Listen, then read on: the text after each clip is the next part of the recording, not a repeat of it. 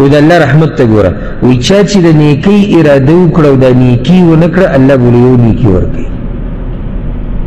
یعنی دا نیکی صرف اراده کردی دا اللہ بولا یو اجر ورکی و مالک سات مخی وضاحت کو دا کم اراده دا دا زرانا دا سنی جی دا دلیل سڑی راولی جو گورا پیغمبر ویلی چی ارادو کو بس اللہ دا اجر رکی اراده ریشتی نی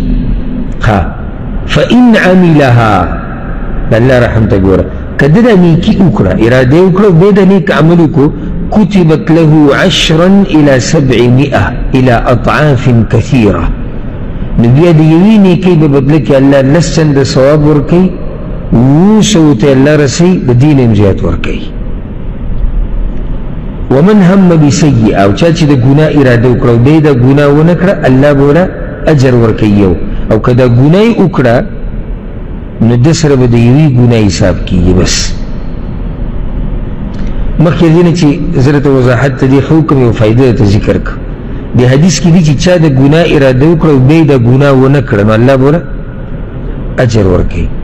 پا دی دیر خلق پو نشی با دی خبر باندی ابو دا مطلی جو ہر سڑے چی دا گناہ ارادہ کی او گناہ و نکی نو دا اللہ یو اجر ورکی امام ابن کثیر رحمه اللہ او نور علماء پم لکل کری دی دا دی وضاحت دیسی کردوی چی دا گناہ ارادو که وینه کی دا دری قسمی اولنی قسم آگا دی یو سڑے دی دا گناہ اراده اکڑا او بیای دا اللہ دا پارا پریخاو دا لکه اراده اکڑا چیزه دا پلانے کار کوین یو نشه دا دروغ ویل دی دوکه ورکول دی چالا اراده وی چیزه دی سڑی دوکه ورکوم دروغ ہوتا ہے خود بیا اللہ و ترایت شو چنه دا خو گناه دا او دا دین ازا اللہ منع کرد او دا عملی پریخو درب اللہ اجر ورکی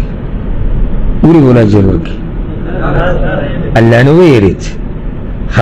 دویم قسم آگا دے چی خبرتی ایرشوا لکه اراده کرده دا گناه بیتا خبر سشوا اغتی ایرشوا نو تا ثواب ملاویگی او نو تا گناه نا ثواب شتی نا عذاب شتی ولی ثواب متولی نیشت دا پری خود دا اللہ دیگر دلال سنه دا پری خود ذکر ثواب ندی گناه متولی نیشتی خبرت یہ رشو درین قسم آگا دے چی اراده کرده و دا گناه گناه و نکڑا ولی وسی نرسیدو نو دتا یو گناه دا حساب شوا پا دیر خلق ندی پوها اگه حدیث تاسو کی دیش یادی وی چی کل دو کسان مخامخ شد دوانو سر توری نو قاتل و مقتول دوانو با جهنم تزی اگه سوک چی وی جلی شو اگه بم جهنم تزی اگه چا چی مرکو اگه بم جهنم تزی صحابه کرام یا رسول اللہ نو دا چی قاتل دے دا خبر خوازی دا خو مقتول وری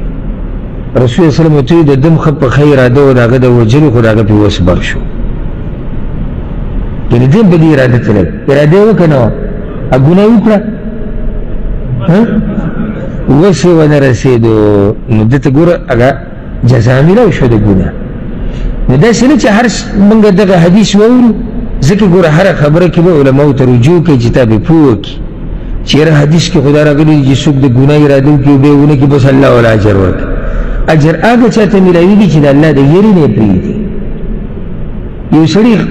خی اراده کردی دا چی بدی انٹرنیٹ کے بخت جافی گوری فلمون او سندری او دمتوب او ٹک ٹاک او فحاشیان اور سب گوری انیٹ وہ سرکار نکی دل میں اللہ عجر ورکی گوری ورکی عجر